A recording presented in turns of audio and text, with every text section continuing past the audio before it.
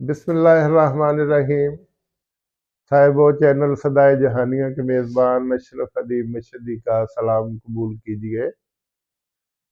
कहते हैं मोहम्मद के ग़ुलामों का कफन मेला नहीं होता, और वाकई ऐसे बहुत से वाक़यात सामने आते हैं कि इसकी हकीकत आश्कारा हो जाती है। आज से बहुत अरसा कबल सैयद आले रसूल शाह मलिया इंडिया में पंसाल नवीस हुआ करते थे।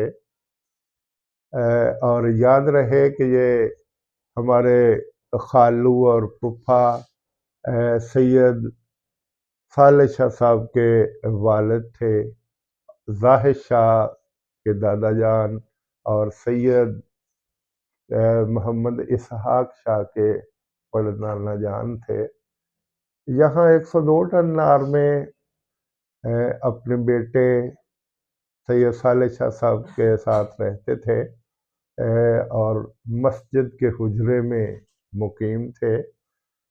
बहुत नेक ज़िंदगी गुजारते, बहुत साफ सुथरी ज़िंदगी उन्होंने गुजारी।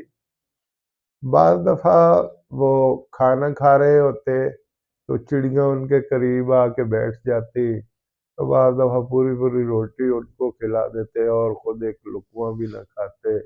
बाज़ दफ़ा एक दो लुक़मे खुद खा लेते। तो नमाज़ी बड़े खुश होते कि देखो जी चिड़ियाँ कितनी मानूस है शाह साहब से। शाह साहब रात की तारीकी में करीबी जंगल में जाके नमाज़े तहज्जुद अदा करते, और बाज़ दफ़ा रात की तन्हाइयों और ख़ामोशियों में उनके गिड़गिड़ाने की आवाज़ बुलंद होती, तो करीब करीब खेतों में पानी लगाने वाले या करीब से गुजरने वाले जाके देखते तो शाह साहब जंगल में नमाज़ तहज्जुद पढ़ रहे होते। वो इतने नमाज के पाबंद थे, जब पंसाल नवीस थे मलिया के इलाके इंडिया में क़याम पाकिस्तान से कबल के पंसाल नवीस की हैसियत से उन्हें अपना रिकॉर्ड पेश करना होता था। तो अफसर आया तो कहने लगा कि जल्दी मुझे फारिग कीजिए। उन्होंने कहा कि ज़ोहर की नमाज का टाइम है, पहले अजान होगी, फिर हम नमाज पढ़ेंगे और इसके बाद आपको रिकॉर्ड में मुरतब करके दूंगा।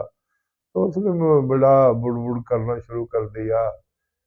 उन्होंने बहरहाल अपने खादम अब्दुल्ला से कहा कि अब्दुल्ला अजान कहिए। उसने अजान कही, सुन्नतें पढ़ी गई, तकबीर हुई और वो अफसर बैठा रहा और ये दोनों खड़े हुए और इन्होंने बाजमात नमाज ज़ोहर अदा की।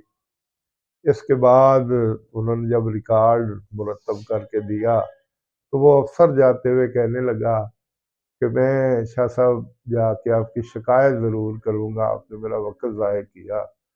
तो उन्होंने कहा कि मैं तो कुछ नहीं कहता, मैंने तो अल्लाह का काम किया है, अगर आपको अच्छा नहीं लगा तो आप शिकायत लगा दें। तो कुछ दिनों के बाद वो रोता हुआ खुद ही पेश हो गया कि जी आपने मेरी शिकायत लगाई है और मेरे पल्ले कुछ नहीं रहा, मेरी मुलाजमत चली गई है और मुझे मुअत्तल कर दिया गया, बल्कि टर्मिनेट कर दिया गया है।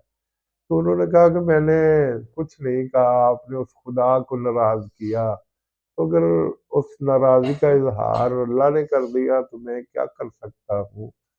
तो वो चला गया रोता धोता जैसे भी। तो जब यहाँ वो आ गए तो उनके जो शब रोज़ के रहने के तरीके थे वो कुछ मैं आपसे अर्ज कर चुका हूँ।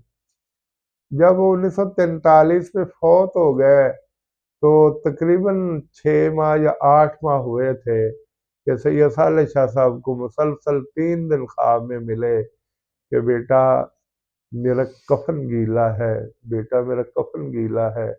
तो उन्होंने जय्यद उलमाए किराम से फतवे लिए कि मुझे क्या करना चाहिए। तो उन्होंने कहा कि कोई मसला ज़रूर है, आप रात की तारीकी में कब्र कुशा कीजिए, आपको सारी सूरत हाल का पता चल जाएगा। تو اتفاق سے اس قبرستان کے قریب سے کھال بہتا تھا، وہاں سے پانی رس رس کے قبر تک آتا تھا، اور واقعی ان کے کفن کے ایک حصے پر داغ تھا، نشان تھا، اور چونکہ کفن بسیدہ ہو چکا تھا تو وہاں سے کفن میں سوراخ تھا۔ اب علماء کرام کے مشورے سے قبر کشا کی گئی،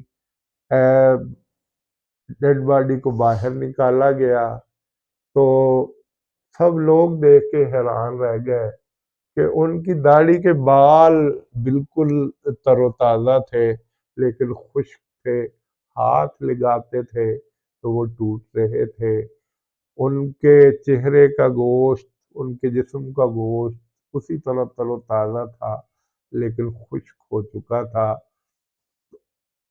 اب علماء کرام نے مشورہ دیا کہ آپ نیا کفن تیار کریں، تو امام دین درزی، ہمارے 102 ٹنار کے بڑے مشہور درزی تھے، یونس مغل، یوسف بھکا اور حاجی غلام رسول کے والد تھے، ان کو شاہ صاحب ساتھ لے کے گئے، انہوں نے وہاں کفن سیا، پھر ان کو دوبارہ نہلایا گیا، ان کو دوبارہ کفن پہنایا گیا، شاہ صاحب نے دوبارہ ان کی نماز جنازہ پڑھائی اور پھر ان کو وہیں سپرد خاک کر دیا گیا۔